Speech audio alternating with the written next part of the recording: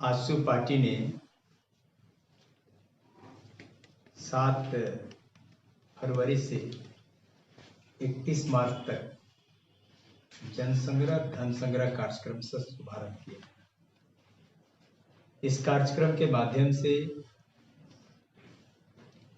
1 लाख सक्रिय सदस्य और 10 लाख साधारण सदस्य बनाने का लक्ष्य को हम लोग पूरा करेंगे। इसी क्रम में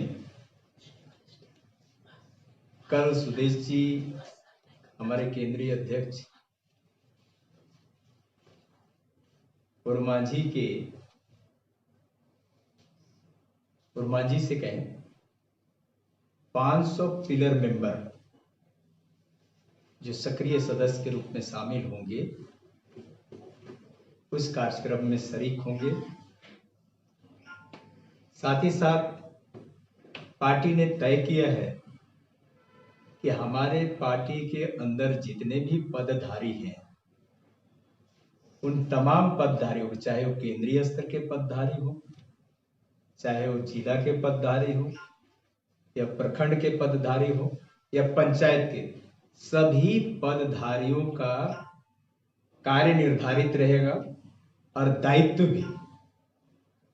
कल उर्मांझी में रांची जिला के जितने भी पदधारी हैं, जो नवनियुक्त पदाधिकारी हैं, उनका कार्यभार भी सौंपेंगे।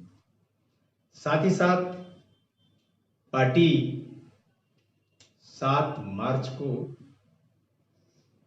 विधानसभा घेराव के कार्यक्रम को लेकर के पूरे प्रदेश में तैयारी कर रही है।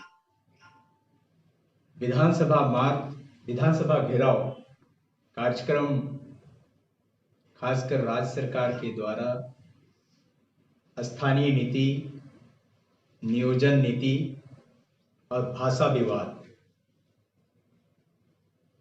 विवाद का उत्पन्न करना और ये दोनों नीतियों का स्पष्ट निर्णय नहीं होना, इसको लेकर के 7 तारीख का कार्यक्रम होगा। उसमें उसके अलावे सामाजिक न्याय, कुल मिला के झारखंडी अस्मिता और सामाजिक न्याय के मुद्दे को लेकर विधानसभा घेराव 7 तारीख को रांची चलो कार्यक्रम आयोजित। पार्टी ने स्पष्ट रूप से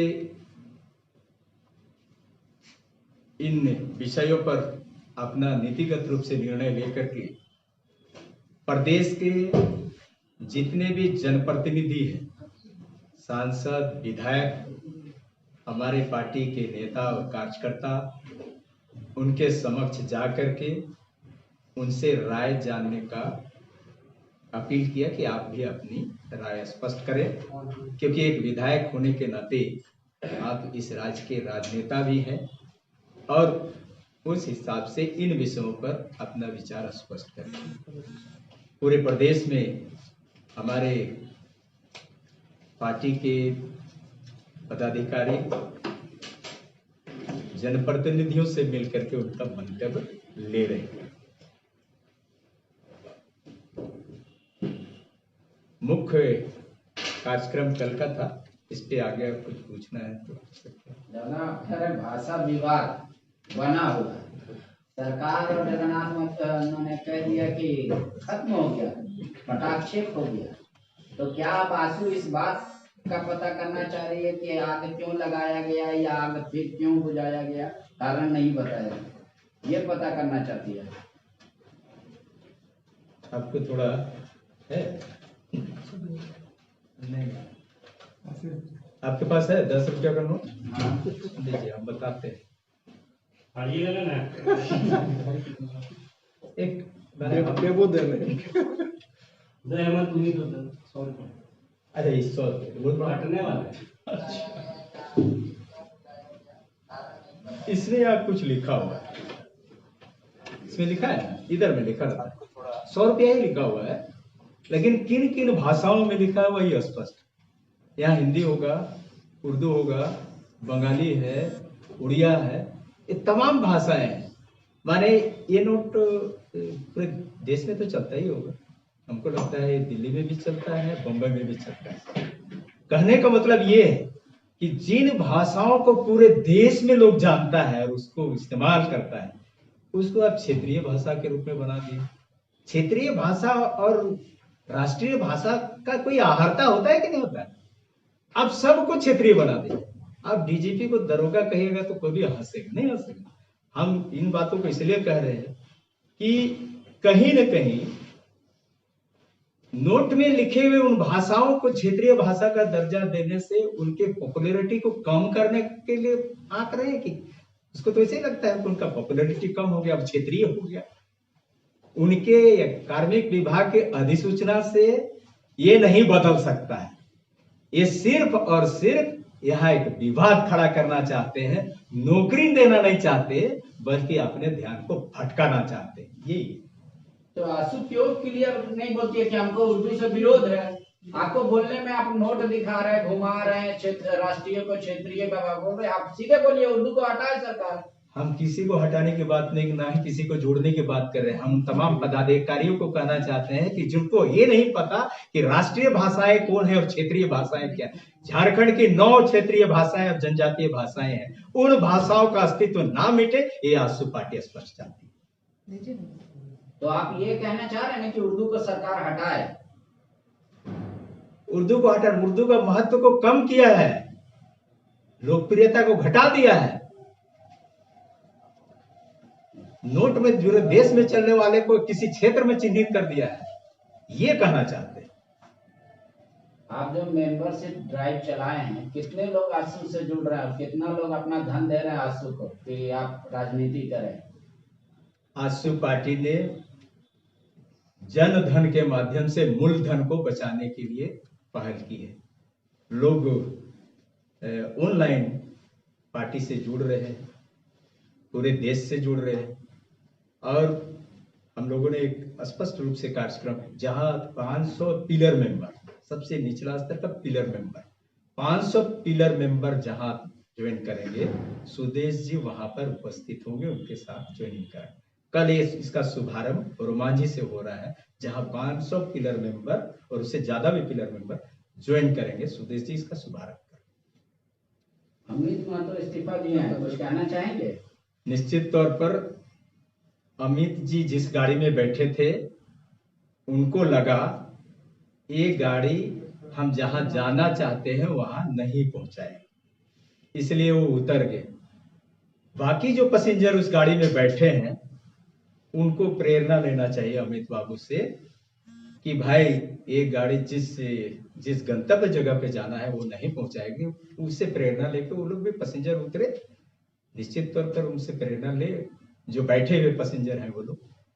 सब लोग उतर जाएंगे, गाड़ी कौन चलाएगी? जब सब उतर जाएंगे तो आंसू पार्टी काहे वास्ते है?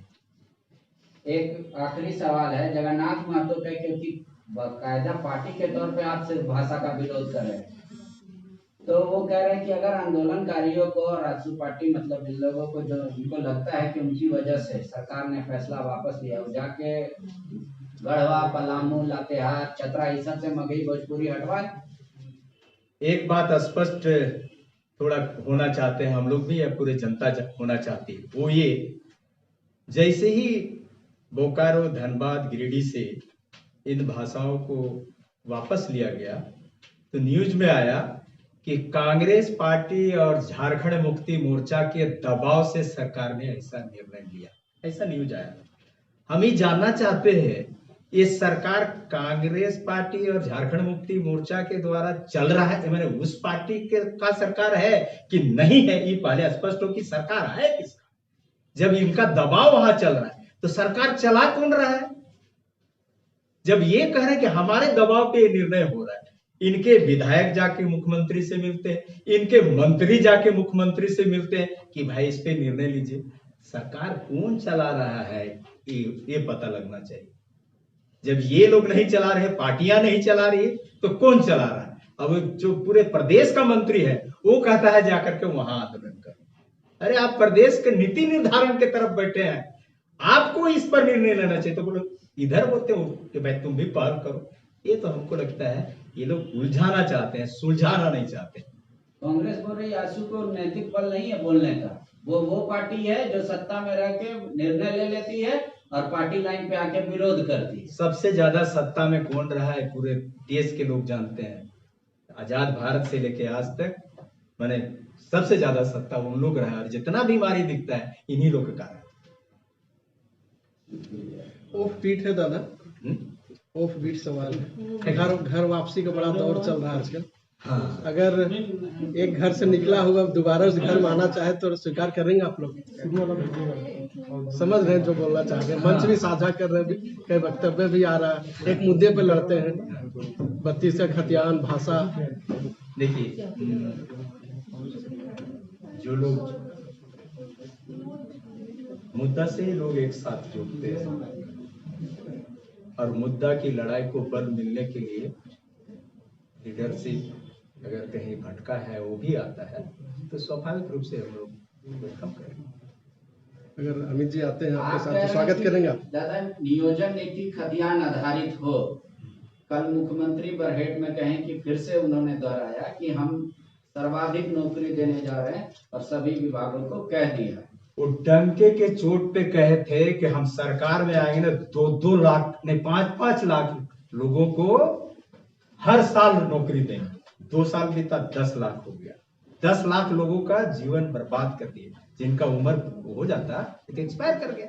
वो जो एक्सपायरी डेट के नेता जो लीडर है उनके लिए क्या सोच रहे हैं, वो नया फिर बोल रहे हैं कि डंके के चोट पे हम नौकरी देंगे। अभी प्रक्रिया चल रही है, विभाग में रिक्तियां खोजी जा रही है, अभी खोजा जा रहा है। मार्च ही तो अभी था, ये पिछला साल तो उसका बीत गया, उसे नियोजन वर्ष घोषित कर दिया। एक भी नियोजन है वर्ष पार, तो बताइए पैसेंजर लोग उतर रहे हैं और भी उतरेंगे।